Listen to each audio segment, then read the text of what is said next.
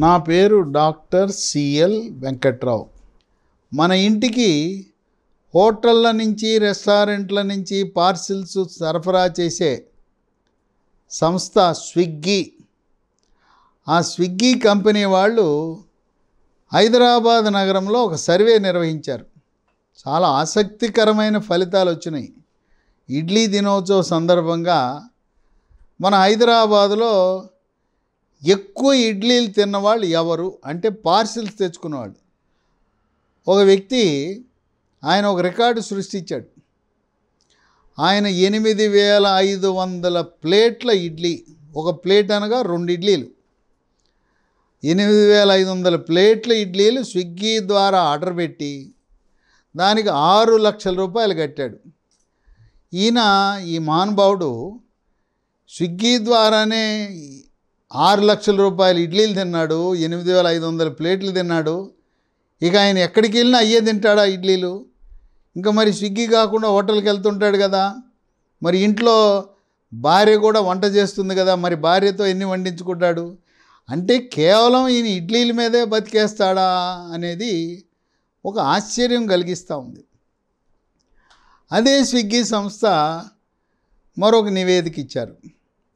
దేశవ్యాప్తముగా ఒక సంవత్సరములో 3,30,00,000 ఇడ్లీ ప్లేట్లు మా స్విగ్గీ సంస్థ ద్వారా వివిధ గృహాలకు సరఫరా చేశామని సమాచారం ఇచ్చారు.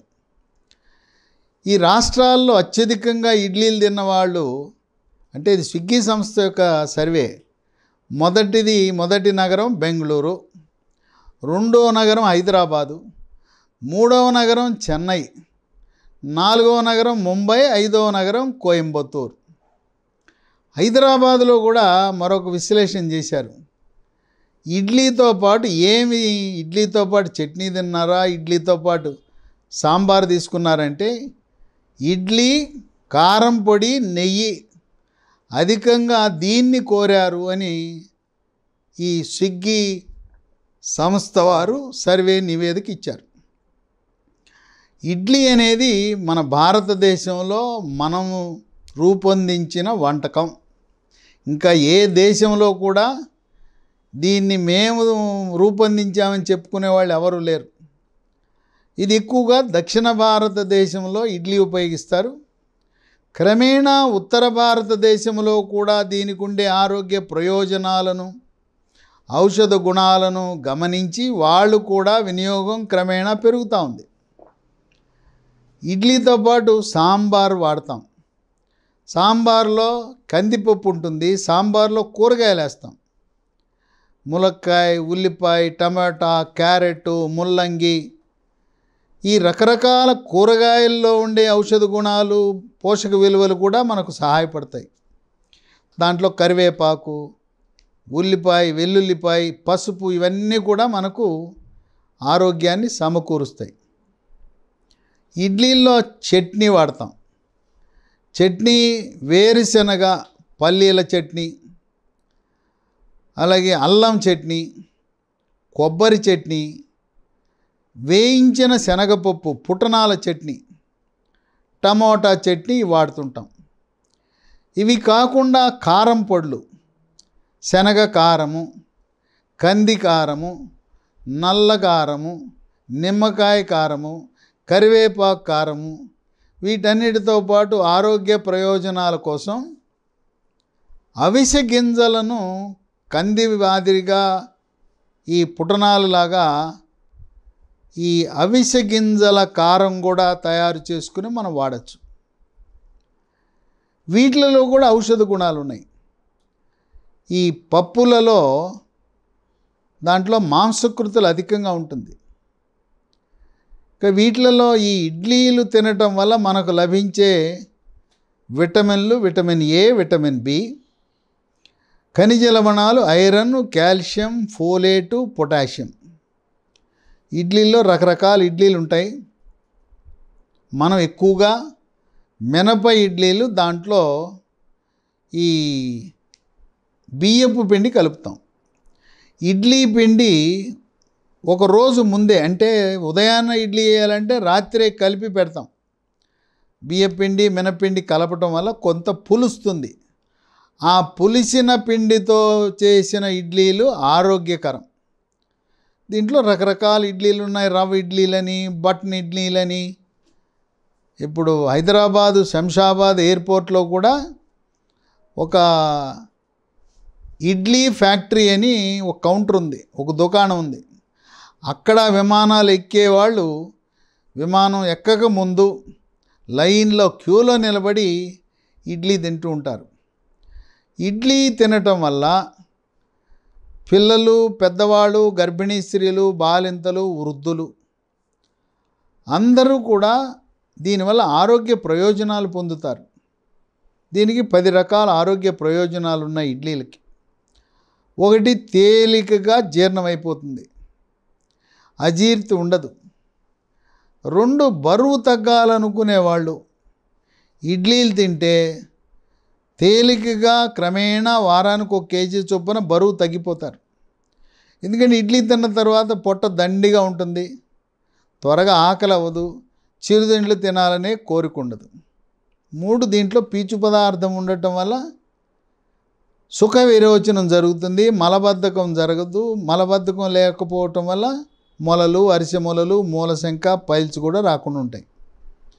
ఇక 4, గర్భవతులకు, బాలింతలకు తేలికగా జీర్ణమవుతుంది. దీన్ని ఉపయోగిస్తుంటారు. హాస్పిటల్ నుంచి అక్కడి నుంచి డిశ్చార్జ్ అయ్యి వచ్చిన రోగులు, లేదు జబ్బుల నుంచి కోలుకుంటున్న వాళ్ళు, ఆపరేషన్ అయ్యి పథ్యము ప్రారంభించవలసిన వాళ్ళందరూ కూడా ఇడ్లీతో ప్రారంభిస్తారు. ఇడ్లీ రోగులకు, మరి ఏదైనా తీవ్రమైన సీరియస్ రోగాల నుంచి కోలుకున్న వాళ్ళకు కూడా పెడితే తేలికగా అరుగుతుంది. ఇడ్లీ పైన నెయ్యి వేసుకోవచ్చా లేదంటే, ఒక ఇడ్లీకి 1 స్పూను నెయ్యి వేసుకోవటం మంచిదే. కానీ కొంతమంది ఇడ్లీలు నెయ్యిలో ముంచుకుని తింటారు, అది మాత్రం మంచిది కాదు.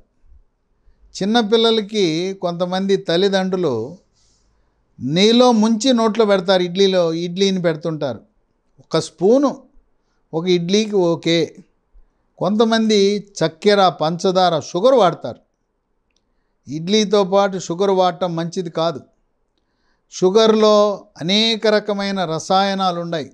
దానివల్ల నరాల బలహీనత, భవిష్యత్తులో క్యాన్సర్ వచ్చే అవకాశం ఉంది. కనుక ఇడ్లీతో పాటు షుగర్ వాడటం మంచిది కాదు. కొంతమంది వెన్నపూస రాస్తారు, వెన్నపూస, బట్టర్. వెన్నపూస మంచిది, వెన్నపూస వల్ల ఎటువంటి నష్టం లేదు. ఇడ్లీ వెన్నపూసతో వేసుకుని తినటం మంచిది. 5, ఇడ్లీ తింటే కండ పుష్టి వస్తుంది. దీంట్లో మినప్పిండి ఉంటుంది, కండ పుష్టి వస్తుంది, దేహదారుఢ్యం వస్తుంది. క్రీడాకారులు, బౌన్సర్లు, 6 ప్యాక్స్ కావాలనుకునేవాళ్ళు, పోలీసులు, మిలిటరీ వాళ్ళు, పారామిలిటరీ దళాల వాళ్ళు, యూనిఫామ్ వేసుకుని సేవలు అందించేవాళ్ళు, సెక్యూరిటీ గార్డులకు, వీళ్ళందరికీ కూడా దేహదారుఢ్యాన్ని పెంచడానికి, కండపుష్టికి ఉపయోగపడుతుంది. 6, పిండి పులవటం వల్ల, ఈ మినపపిండి, బియ్యపు పిండి కలిపి పులవటం వల్ల దాంట్లో మనకు ఉపయోగపడే, సహాయపడే గుడ్ బ్యాక్టీరియా, లాక్టోబాసిల్లస్ అని ఉండి మన జీర్ణకోశంలో అవి మనకు ఉపయోగపడతాయి, విటమిన్లు తయారు చేస్తాయి, హానికరమైన సూక్ష్మక్రిములను బయటకు సాగనంపటంలో మనకెంతగానో ఉపయోగపడతాయి. 7, దీంట్లో ఏమి కొవ్వు ఉండదు. కొవ్వు లేని కారణం వల్ల గుండె జబ్బులు ఉన్నవారికి, బీపీ ఉన్నవారికి, పక్షవాతం ఉన్నవారికి, దీర్ఘకాలిక వ్యాధులు ఉన్నవారికి, స్థూలకాయము, భారీకాయం ఉన్నవారికి అందరికీ మంచిది. ఎందుకంటే ఇది ఆవిరితో ఉడుకుతాయి, కొవ్వు అనేది ఉండదు. కనుక చాలా ఆరోగ్యకరమైనది ఇడ్లీ.